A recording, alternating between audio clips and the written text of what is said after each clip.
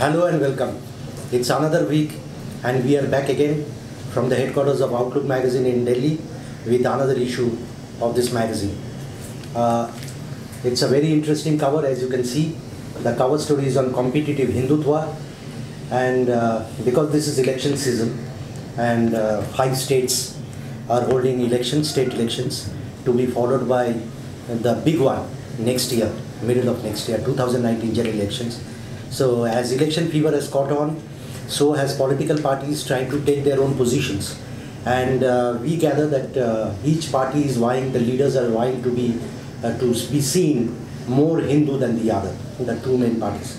I am Ruben Banerjee, the editor of Outlook, and joining me today in the conversation are Sunil Menon, our managing editor, Bhavna Veech, who is a political editor, and Siddharth Mishra, who is a very senior reporter for us. Bhavna put together this cover, as you can see, competitive Hindutva, more Hindu than the other. Yes. Tell us a bit more about this story. What do we expect to read in this story?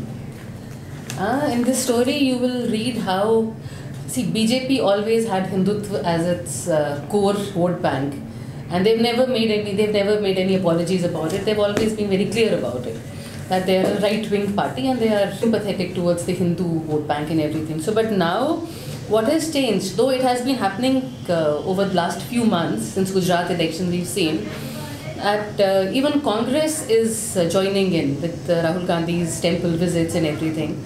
They have realized that Hindus are the majority in the country and they are the majority vote bank. So that they cannot ignore them and they cannot do the appeasement politics anymore. So that is why they have started with this now. So it's the Hindu vote bank that everyone is eyeing right now? Yes, it's the Hindu vote bank. It is the majority vote bank, and that is what everybody is eyeing. And the Sangh Parivar leaders and everything, the old guard and everything, they are very happy that they say that the Hindu vote bank is finally arrived. It's crystallized. Yes. Okay. And where does it leave the Muslims? Nowhere. Sabka Saath, Sabka Vikas. So the BJP says this is real secularism. Is it true that Muslim leaders of political parties are not in as much demand as they used to be earlier? No, they are not, at least not openly so. Congress, they were trying to be very clever. They've been having these quiet meetings with the Muslim groups because they did not want to be seen as pandering to the Muslim vote bank. So this is, as you can see, this is our cover. And Sunil can be credited with this headline, I suppose. Hindu, Hinduar and Hinduist. Well, not strictly English, but I had a hearty laugh. So would you like to talk about this, Sunil? Yeah, we've had some fairly dramatic turnarounds in recent political history. We've seen Advani go to Jinnah's mausoleum and, talk about him fairly eulogistically. Yeah. And we've had Mayawati talking about the party's mascot elephant as Ganesha and things like that. Now we know Rahul Gandhi's Gotra and even today one union minister has tweeted about yes, Rahul's Gotra. That the Gotra can only be passed patrilineally and so he cannot really claim and things like that. But what's we had fairly predicted this last week with Sabrimala that inevitably lead up to Ayodhya and there will be some sort of a constitutional legal soup. Right now they're using it because of this heartland stage. They think that just merely being seen as slightly demonstratively Hindu will work for them. At least it will limit the damage that the BJP, because they always accuse this side of being either pro-Muslim and talk about the Italian origin and things like that. So just it's a kind of a damage limitation by them, but it's a very risky maneuver because for Sabrimala they were asking for now Shashi Tharoor is asking for a law. Saying that matters of abstract constitutional principles need to meet social active acceptance. So now that is the same thing that Bhagwat is asking for Ayodhya, and and they're saying they need a law. So if someone, let's say, pilots a bill, what will the Congress do? It's a very tricky kind of a thing.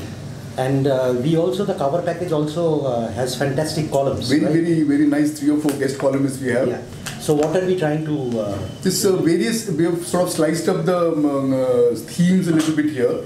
We have Gyanesh Kudesia as a very good academic who's talked about how the Ayodhya movement, of course, it has fairly old antecedents in the 19th century, but it really sparked off in modern history with the placing of the idols in 1949, not with Rajiv Gandhi and Shilanyas or anything like that, but 1949.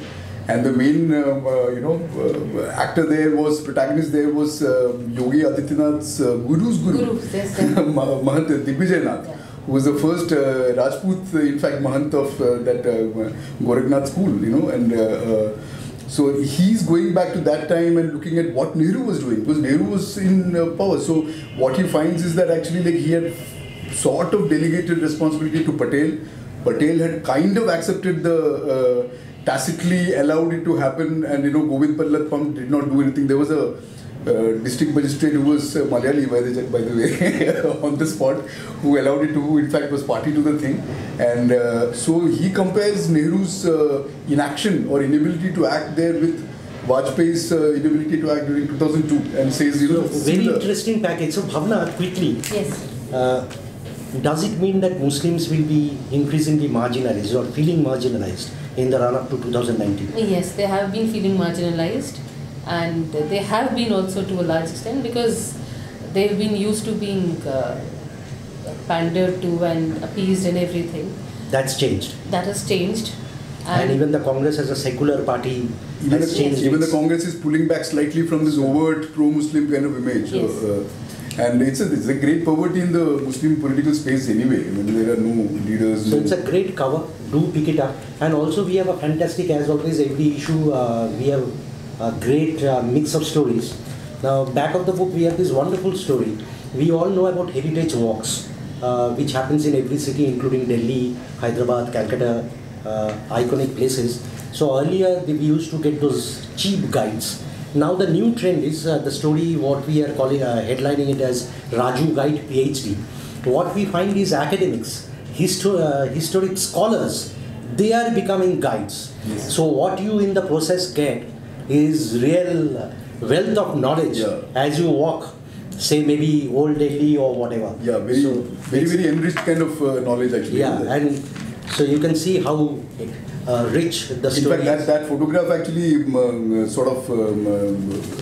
illustrates that quite perfectly, because this is a Jain temple and in Old Delhi, and the architecture is absolutely what you would call Islamic age. Because in Shah Jahanabad, right next to Lal Killa, it's a settlement of Jains from I think 17th century or so, and the architecture is nothing like what you would see in Rajasthan, for instance, of Jain architecture. And you need a specialist to tell you that. Specialist to tell you what is the significance, what is the import of this, which possibly we were missing out.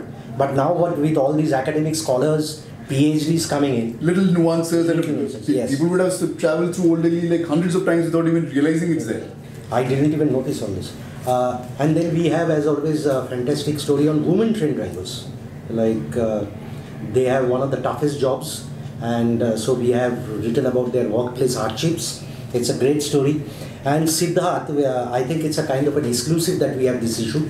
As you can see, bananas, our favorite fruit, there is a fungus which is sweeping through and destroying our banana crop. Yeah. Siddharth, you went to the... And no one knows about it. And no one is talking about it. So soon you will not have bananas on your plate. So basically it was an off chance also that we found it. We were traveling on the highway and we just spotted banana plantations, and we went into the fields and found that the farmers were, they knew it was a fungus, but they didn't know what it was exactly. And you push over the plant and they say it falls down, and the stem inside is affected by it. So it's generally the banana that we get in North India, and it's 65% of the production that we have of bananas, and we are the largest producer of bananas. About, I think, 29.19% of the world's production of bananas. And it's a foreign variety also. Yeah, it's a foreign variety, and this strain of fungus has been affecting bananas. Started off in Taiwan, is in China, Australia, Laos, Mozambique. And as I understand, there is no antidote. There's no antidote. So, and what does it imply? That it means that our banana crop will go? That particular variety of bananas, the banana that we are used to eating in the north, that will go. And they have to. So we will end up without bananas. Yeah, we may probably. And we might go bananas when bananas vanish. And we have other stuff as well. We have a great interview with the Kerala Chief Minister Pinarayi Vijayan. We did a cover story on Sabarimala last week. and it was a good follow-up, and the Chief Minister has spoken out very eloquently.